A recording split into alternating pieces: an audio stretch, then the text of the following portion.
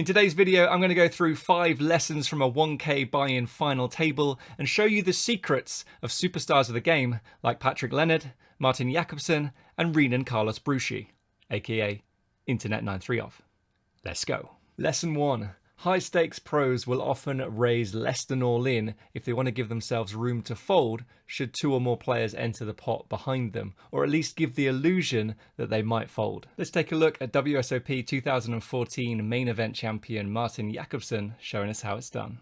Here we can see Botti and Poker go for the open then, and then Jacobson with pocket 10s and 14 big blinds is going to raise less than all in. As you can see, goes to 10.5 big blinds. Everyone else is going to fold and the hand's going to end. But Jacobson here is giving himself room to fold should 2 or more players go all in. So for example, if tomatee finds a hand, decides to jam or to 4-bet, and Botti and Poker jams as well, if the 2 players get all in, then Jacobson is actually going to fold pocket 10s. The same goes if Danos does the same, if he shoves now and Botti and Poker goes for the call. So let me just pull this up in HRC to show you exactly what I mean. So here I've selected Jacobson's 3-betting range. We can have a look at it here in a bit more detail, or maybe here as well. And then if it folds to say Danos in the big blind, he's going to jam these hands, 8s plus, ace queen suited, ace queen off. And then Botti and Poker is going to go with 10s plus ace king. So against those 2 ranges, we can now see that 10s is going to drop out, and then Jacobson can only get it in with jacks plus and ace king suited. So if you were looking at this hand and thinking, well, there's no way he's giving himself room to fold there, well, hopefully now you've seen the solution in HRC and you can understand exactly what's going on. Lesson 2. High stakes pros understand the impact and effect of ICM on 3-bet jamming ranges. Let's take a look at What Is Love displaying this really well. So in this hand then, Internett93o goes for the min raise, and What Is Love has a decision with pocket 7s. Now this is ordinarily going to be a jam for chips, but for ICM it's just going to be a fold. Let's take a look at what he does.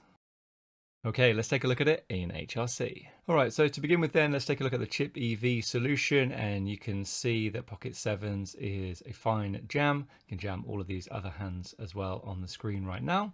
And then let's take a look at the ICM. You can see that pocket 7s drops out. It's sort of barely break even. You can see here if I hover over, it's losing $1.93. So the ranges change dramatically, and that's really important. So while 7s is going to be a shove for chips, it's not going to be a shove in this spot on the final table. Lesson 3. There are going to be times when you have to wager a lot of chips and risk busting if that's the highest EV way to play a hand. Let's take a look at Internett93o showing us how it's done. In this hand then we see pads go for the open, and he gets to open really wide here, and you can see Internett93o has a spot here with king jack suited, and he can call, he can 3-bet, he can jam, or he can fold. And with the player tomatee on 15 big blinds in the big blind, he opts to go for the jam. Let's take a look at this hand in HRC and see what it says. Okay, so as I said, pads can open really wide here, 42% of hands. And then Internett93o has a decision to make. So the hands in purple are going to be calls. The hands in sort of pinky color are going to be 3-bets, and the hands in green are going to be jams. And you can see that the most common line here is to go for the jam, the hands in green. So he had king jack suited and went for the jam. That looks pretty good to me. There are some flats. Ace jack suited is in there. We've got some jacks and some 10s, bit of 9s as well, ace 9 suited. But yeah, the kind of hands that go for the jam, some suited wheel aces, ace queen suited, ace king off, ace queen off, king queen suited, queens, jacks, and a bit of 10s as well. When he does go for the jam, interestingly, the players behind have a really tight and narrow calling range. Big blind, for example, can only get it in with jacks plus, ace queen suited, ace king off, bit of 10s as well. And then pads can only call off, bearing in mind he's opening 42% of hands, can only call 10s plus, ace queen suited, ace king off, really, with a bit of 9s and a decent chunk of ace queen off in there as well. So sometimes you just got to wager all of your chips if it's the highest EV way to play the hand. In that particular example, he could have actually just gone for a call, but yeah, it was mixing between calling and jamming. So pretty interesting hand. Let's move on to the next one. Lesson 4, high stakes pros knit it up as well. So earlier on, I was talking about how the final table in ICM is going to have an effect and an impact on 3-bet jamming ranges. Well, it also has an effect on the kind of hands you get to open. So we're going to take a look at a hand here from Tomatee on the button with pocket 4s, where he has a decision between opening and folding. Let's take a look. So here's the spot then, and as you can see, he has 24 big blinds, kind of tied with Danos in the small blind and Jacobson in the cutoff at the moment in terms of stack size. And he's going to be raising into the chip leader, who has, yeah, a very commanding chip lead here. So let's see what he chooses to do. So he does go for the fold. Let's take a look in HRC and see what it thinks. Okay, so what we're looking at here is the button's opening range, and as you can see, pocket fours opens 36% of the time and folds the rest. In terms of EV, really not making that much money, so I think the fold looks good to me. So another really important point there is that your ranges must change, not just your 3-bet jamming ranges, but your opening ranges as well.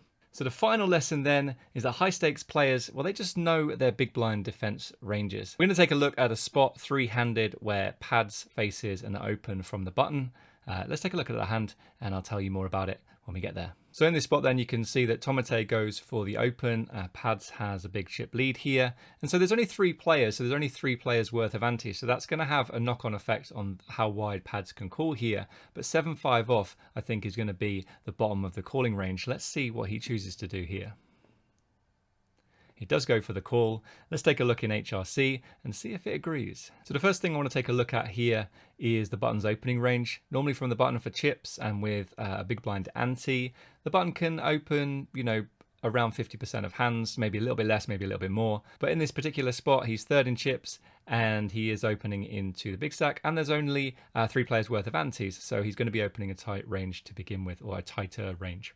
So then that's going to have a knock-on effect onto the range of hands that pads can defend, and this is what his range or strategy looks like. So the hands in purple are going to be calls, hands in sort of the pinky color are going to be 3-bets, and the hands in green are going to be jams. So if we hover over 7-5 off, you can see it's right at the bottom of that calling range. The call looks absolutely fine. So for chips and no ICM and there being a big blind ante out there, I think we see a much wider calling range from pads in the big blind. But as you can see, 7-5 off is towards the bottom of that range, and we start to see some folds from queen deuce off, queen 3 off, and these hands along here as well. So another really important lesson there on understanding pre-flop ranges. So there we had, you know, big blind defense ranges. We've also looked at opening ranges, the effect of a final table or ICM on opening ranges, and on 3-bet jamming ranges. And there was also a hand or a lesson that we looked at where you can actually jam 30 big blinds over an open. Okay, so I'm going to wrap up the video there. If you're new around here and you haven't done so yet, make sure you hit the subscribe button and the notification bell. I'll be back soon with a brand new video, but until then, take care and I'll see you soon. Bye-bye.